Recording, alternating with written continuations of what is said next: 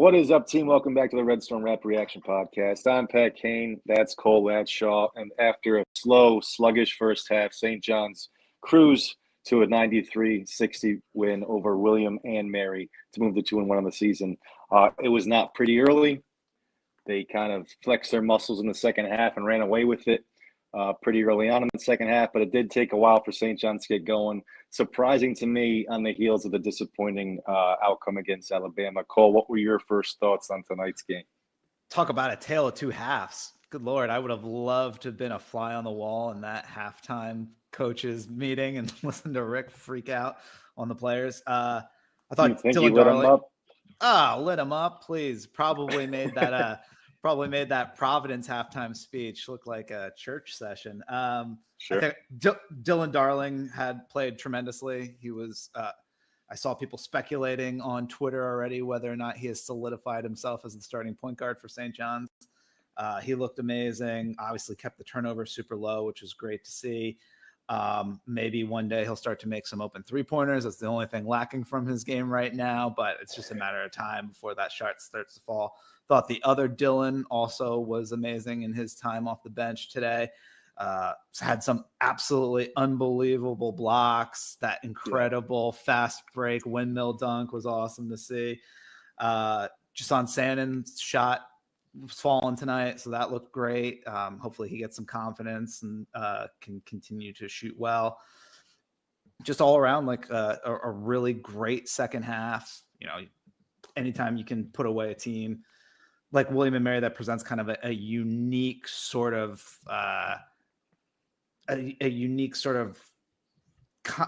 their ability to shoot three-pointers was obviously something that they were focused on. And Rick had mentioned that in the pregame, that's what William and Mary was going to try to do. So it was interesting to see us struggle defensively against the three so much in the first half. Obviously that was something that they made point to change in the second half. They really started to focus on some of those slip screens, playing better defense on the 3-point. Really, again, just a tale of two halves, and incredibly impressed with the second half performance. Cole, do you think that Josan lacks in confidence? He certainly does not with that dunk that I think he got blocked at the rim or came up just about short there in the second half. The other one was an amazing athletic specimen where he switched hands midair. That was impressive. He is I'm incredibly impressed by him. Just his talent stands out, and I think we've seen him improve in some areas already in terms of gelling defensively. He had a beautiful pass to Sellers in the corner tonight, and kind of it looked like when he attacks, I'm thinking he's going to score. In this case, he attacked, got in the paint, saw there was a little bit too much help, and found Sellers, who got hot there in the second half. Good to see some chemistry there. I thought you mentioned Dylan Darling, him and Sellers together. I didn't see the first 10 minutes of this game yet, so I'm going to put that out there, and I understand the first 10 minutes are probably the ugliest part of this game. I'm going to go back and watch it, and I want to see how those two looked in that portion of the game. I was very interested to see extended run between the two of them together. I thought the second half looked really good for that first 10 minutes especially. Obviously, like you said, Cole, they come out second half. They're a different team. You know, we read them the riot act in there at halftime, and Coach Pitino got them going. But I think the chemistry looked good between the two of those guys, and Sellers had kind of more of a sniper mindset looking for his own offensively, and I think that's good. I think we mentioned after the Bama game that we needed Isaiah Sellers to start shooting 4 to 5 3-point shots a game. Promptly, very next game against William and Mary, takes 6 3-point attempts. So good for listening to Coach Pat. Good job, Isaiah. Greatly appreciated. No, but that's what he needs. Obviously, Pat, you mentioned you didn't see the first 10 minutes of the game, but Isaiah came out incredibly aggressive, scored the first 5 points for us. Very first possession was a play drawn up to get him an open 3-point look. So very happy to see him focusing more on getting a shot. I think also some of that is the starting lineup that Rick rolled out, with Ozziah being able to play off ball, Dylan Darling sort of facilitating more. But if we have Ozziah shooting 4+ 5+ 3-point shots a game, I think that's absolutely what we need. And that's what we brought him to St. John's to do. Yep. I think if you wanted to group him, and I think it's been a constant, him, Shannon, and Jackson together as a trio, we got to get over 10 threes a game taken by that trio. And you're hoping you're making close to 40%. And in some cases, maybe they're taking 15 a game. If they're all getting the minutes and getting the opportunities, I think they'll be good. 10 would probably be a low number for three of them combined. Question, Cole. Who started at center today for St. John's? Zuby or Ruben or Bryce Hopkins. I'm going to go ahead and say Ruben Prey got the start at center, which means Zuby got the start at power forward, which is something, I said would never happen. I've been asking for it for 3 years, and we finally got it. So I'm going to give you the win there. I want to give credit to the second half. Eventually, Ruben did end up with 4 points, but I don't think he scored in the first 10 minutes of the second half. He had his fingerprints all over that run we had, maybe 3 or 4 offensive rebounds that all seemed to lead to baskets by other players that, he's not going to get credit for as a point in the box score. Defensive hands, deflections, rebounds. He makes his imprint felt over there for sure. So an unsung night by Ruben. He only played 13 minutes in his start, 4 points, 4 rebounds, 2 blocks. But I thought he had a bigger impact than that box score would tell you. And he's kind of in that middle spot right now with Coach Rotino where he doesn't get mega minutes because he trusts them, but he also doesn't get those blowout minutes because he trusts them. So a 13-minute game for Ruben is what he would get against Alabama. He ends up getting against St. Mary's, where you can see some guys tonight got some extended run because we were in such a blowout. Ruben doesn't really get that luxury. So good to see him play the way he did in his start, and we'll see if it's a mainstay or just Rick just playing around early. What did you make of the performance from Ian Jackson today? I was not really impressed in the second half. I was good to see him very late in it get going, hitting a 3, getting out in a break and a dunk. Up until that point, I thought he looked unsure of himself.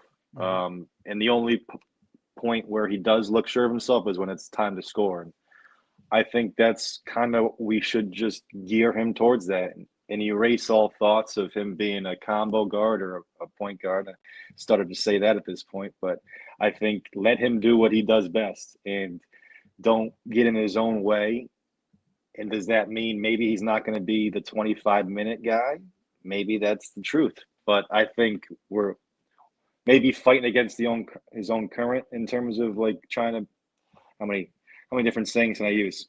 Pound a square peg into a round hole, you know what I mean? Like, just let him be who he is as a scorer, free him up that case. We've already got a lot of different pieces out there. I think that's the best bet. And if he gets more comfortable as the season goes on, give him more responsibility. Yeah, I think we've talked about it a bunch in the first 2 games. I think he's still just struggling to find his role and his fit in the system. I think it'll come. I think it kind of gets, beat to death, the comparisons to him and Kadari and how Kadari started last season, and both New York kids coming home, the pressures of having to come back to New York City and family and friends all around. I think that some of that stuff's a little overblown, but I think where the comparisons actually are apt is both guys kind of having really interesting, unique skill sets and having to find a role within Rick Pitino's offense, and that kind of being a struggle. Kadari being a real ball dominant guy, playing with other ball dominant players like Davon. In this case, Ian Jackson, still unsure if he's going to be more ball dominant or more off ball shooting guard, looking for his spot up threes, which he's a great 3-point shooter. With time, he'll figure out what his role is. We've got one of the greatest coaches, if not the greatest coach of all time. He'll figure out a way to maximize all that potential that Ian Jackson has. But I just want to caution people. Twitter can be a nasty place when Ian Jackson kind of disappears like that for a little bit. It'll be okay. We got on Kadari last year too. He'll find his role. We'll be fine. But I'm with you as well. It was kind of an uninspiring game from Ian for kind of the payroll that we're dedicating to those positions. But he'll find his role. I'm fully confident in that. I might have came off as overly negative there, but I still am. I'm high on where he will be this season. I think he's going to be a solid contributor. Like I don't think what he's shown so far means he can't be a big piece to this roster. I think it's just taking some time. And you're so right that he's playing for a coach now who has expectations for him that he hasn't had in the past. And that's not only offensively where he's fitting in with new pieces, but definitely on the defensive end where I think he maybe has to make his biggest strides. I thought Josan Sannon is another guy we mentioned in terms of these same, these same areas. Will he be a big enough will he be able to hang on the boards enough for that 3 and extended minutes, or do we have to play bigger? And we saw them both come off the bench tonight. I thought Sandin handled it a little bit better. I thought he looked really comfortable coming in and getting his points in the spots that were in the flow of the offense. And when he comes off those screens, going towards the right elbow or to the right top of the key, that one dribble pull up is pure. He's had a handful already in 3 games. It looks like it's going in each time. And you can see the athleticism he has around the rim too. So he's got close to the full package scoring. And if he can show more glimpses like he did tonight with some playmaking, some defense, some rebounding, I think he's really got potential to take our ceiling way higher as the season goes on. And let's give those 2 guards some credit. 21 minutes for Josan and 16 minutes for Ian Jackson, both of which with 3 rebounds. So if Rick's going to push after those first 2 games that he really needs better rebounding from the guards, and those guys in limited minutes still are able to get a handful of rebounds, you can see it, especially you saw it at times tonight with Ian Jackson, really paying attention to the ball coming off the rim and hunting it on the defensive end. Even the one that we ended up kicking out of bounds where him and Lefty collided. Like, that's him being aggressive and going after the ball when it's up there in the air. And that's clearly taking direction from what Rick Pitino was saying and making it a point to go after the ball on the glass. So at least especially with Ian, like if you're struggling with the rest of your game, but you're following what the coach is demanding of you and he's telling you to hit the boards harder and you're trying to make it a point to do that, I'll give them credit for that. So there was a point in the second half where I think Rick had, everybody seemed to get in before Jackson got in the second half. It seemed like he was sending them a deliberate message there, maybe message received. Like you said, he was going hard after the boards. In the first half, I told you I didn't see the first 10 minutes. So did Lefty get in early in the first half by any chance? No? Okay. See, I don't really usually feel bad for college kids who are getting a free education and they're playing college basketball, you know what I mean? And these coaches have tough decisions, so I don't even ever really go to there. But Casper getting in the last minute before Lefty that first half, that kid's really got to be feeling it. And good for Casper. Maybe he really earned it in practice. Don't want to take it away from him. And that was the same chance Lefty got last year in a few occasions, and he showed himself well. I thought it was odd. Surprised that I can get it against Alabama where you're nervous about getting Lefty in there, but to not trust him in that spot against William and Mary seemed like a real jab. And I felt for Lefty at that point. I was paying close attention. Casper looked like he was really bringing it on the defensive end. He really looks to play great defense. Also seems to handle the ball a lot when he's in there, almost as like a backup ball handler to Dylan starting today. There's something that Rick really likes there, that he's using him so much for a kid so young. So kudos to Casper for, obviously, like you said, bringing it in practice enough to impress Rick to put him out there in game situations. He definitely does trust him. And Rick he did the same thing with Lefty. So it's just a different kid getting an opportunity, and now Lefty's on the other end of it. I was surprised. I thought it was odd, especially with, that was a situation where he had shined for you in the past. Lefty got in the second half, did hit a jumper, had a couple decent looks, I thought, went aggressive to the rim. But I think he's just behind a lot of guys at this point. It's going to be hard for him to get any type of substantial minutes. Let's take a look while we can here at some of the box score stuff.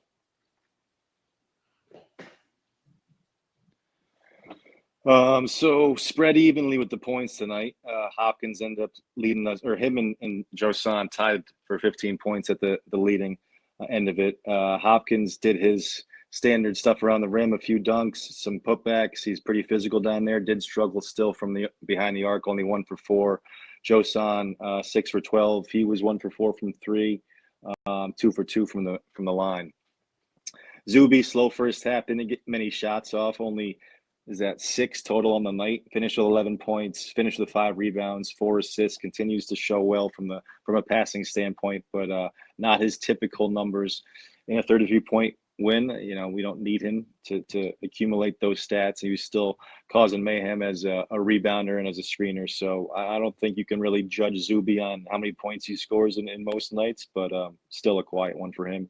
Darling, like you mentioned, 13 points, 5 rebounds, 3 assists. I believe he also had 3 steals, but 1 turnover.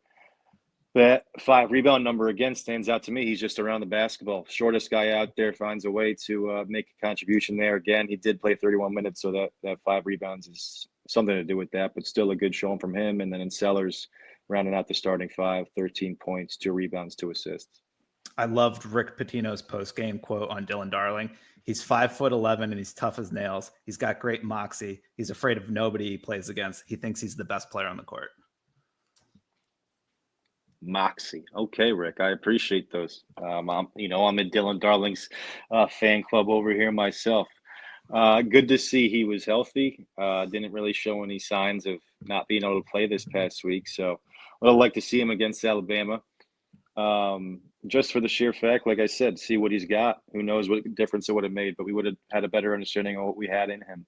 Saw UConn tonight. Demery, man, he is a serious locomotive going down that paint, making big plays to finish off that game against BYU. And I mean, is Darling going to be matched up with him if he's the point guard out there? Can he stick solo ball on the wing? So it's tough. That's a tough matchup. But I do think there's not many of those in the Big East where Darling's going to get played off physically. And I think people say like he's quick enough, he's not slow. I think he's quick. I think it's more like, wow, this kid is fast. I don't know why there's even like an idea that, yeah, he's not that slow. I think he's fast.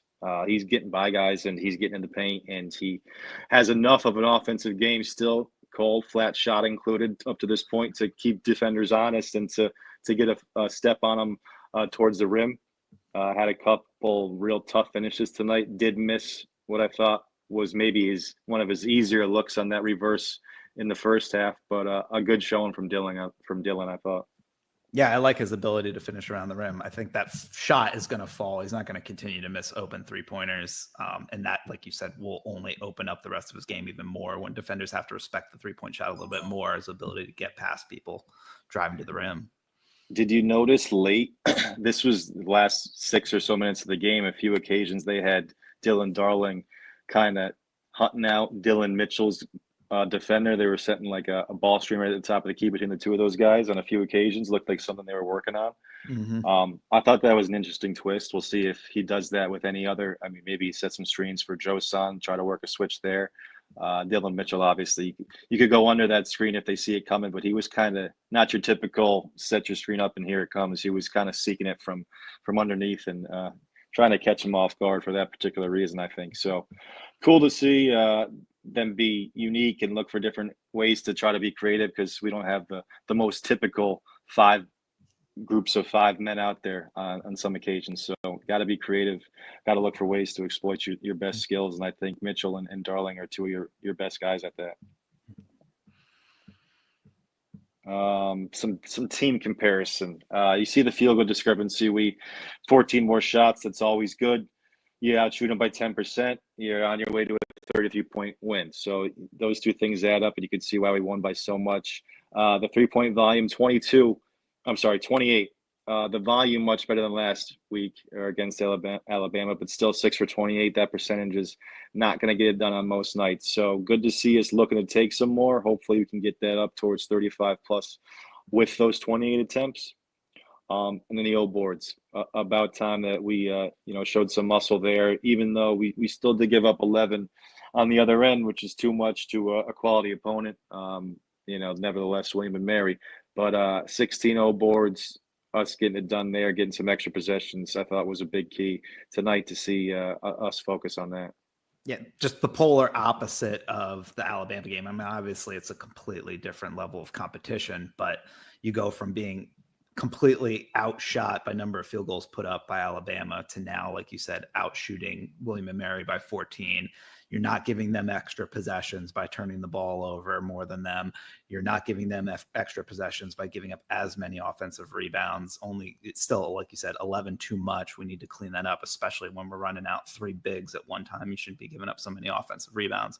But I like putting up so many 3-point shots. Like you said, you got to think that 3-point percentage increases. Take care of the ball. Don't turn it over. Cut down on the offensive rebounds. A lot of good to take away from today's game. So You mentioned turnovers. I think that's, you can see 29 points we scored tonight off turnovers. I would venture to guess the large majority of that came in the second half. That was the first 10 minutes when we took it to them. We were turning them over. A lot of those were, on their end underneath the basket. So weren't even scoring on many of those, but still 29 points of your 93 come off turnovers. That's a great percentage and kind of a Rick Pitino MO to turn teams over like that. The 17 assists is a good number. I'd like to see more of them inside of the offense as opposed to transition and fast breaks. I think a good portion of those tonight were just easy ones, but still they count in the scorebook. But want to see us manufacture some points when it matters in the half court still. That's something we're going to have to see with Darling against some better competition. And then we own the paint. Go ahead, Cole. That's what I was going to say. The 54 points in the paint. Like Hopkins, Dylan Darling finishing so much at the rim. Zuby's 11 points and his offensive rebound and putbacks. When you lock down the paint like that and score so many points there, you're going to win a lot of games. So, yeah, big factor. I don't know. Does that go back to who started tonight? Finally, Cole got his wish, and the bigs are out there starting. Maybe, who knows? I'm interested to see if we get that same starting lineup Thursday against Bucknell.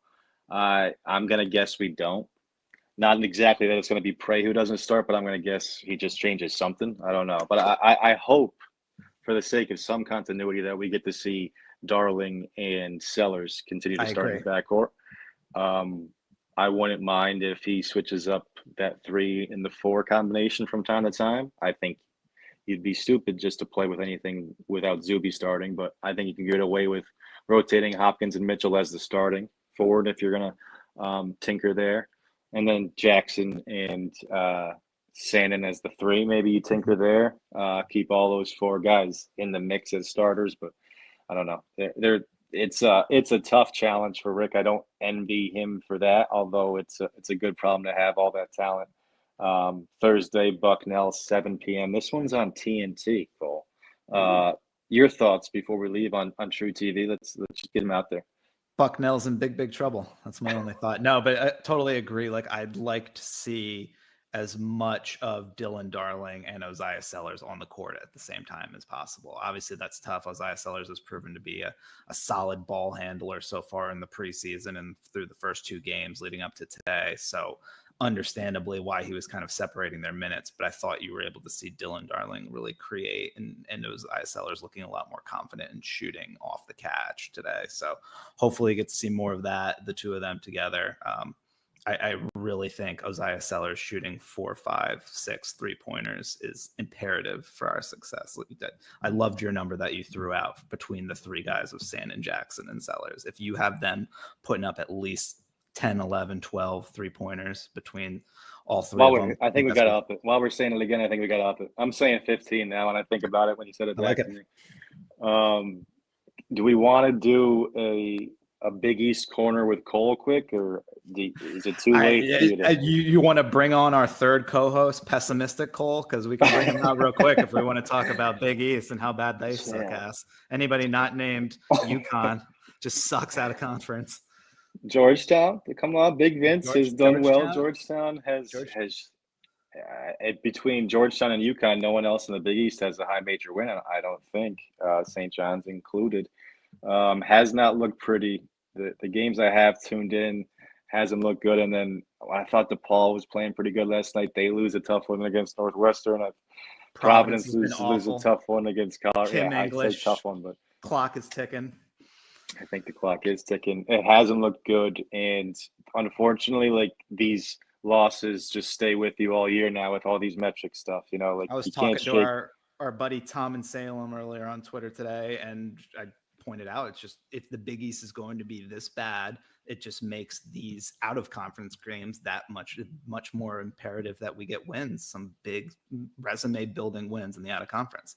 So your 3 games in Vegas at the Players Era become super critical. That Ole Miss game, with each passing terrible loss by the Big East, I'm closer to making that Ole Miss game a must win for St. John's. Obviously the Kentucky game is going to be super hard, basically a home game for Kentucky and Georgia. We've got some big resume wins left in the out of conference slate, but not sure how many of those resume wins are going to be available in the in-conference slate. Well, if you're curious, ESPN is currently giving St. John's a 98.3% chance to beat Bucknell on Thursday. So I'll take it. You can go to bed with that. Yeah. St. John's money line. Put the mortgage on it.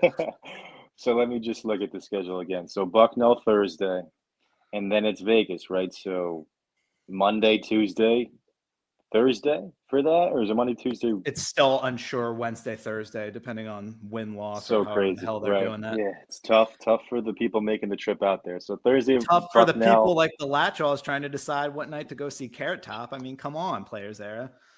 You go to see Carrot Top any night you can go see Carrot Top, Cole. You, brother Sean, going out there, you'll see Iowa State that Monday, currently the 16th ranked team in the country. Obviously, that's a tough one, but got to get through Bucknell first. Cole, any last thoughts? Go Johnnies. Go Johnnies. Fans, thanks for tuning in. We appreciate it as always. For Eric Barkley, I'm Pat Kane. That's Cole Adshaw. This has been the Red Storm Rap Reaction Podcast. Please like, subscribe.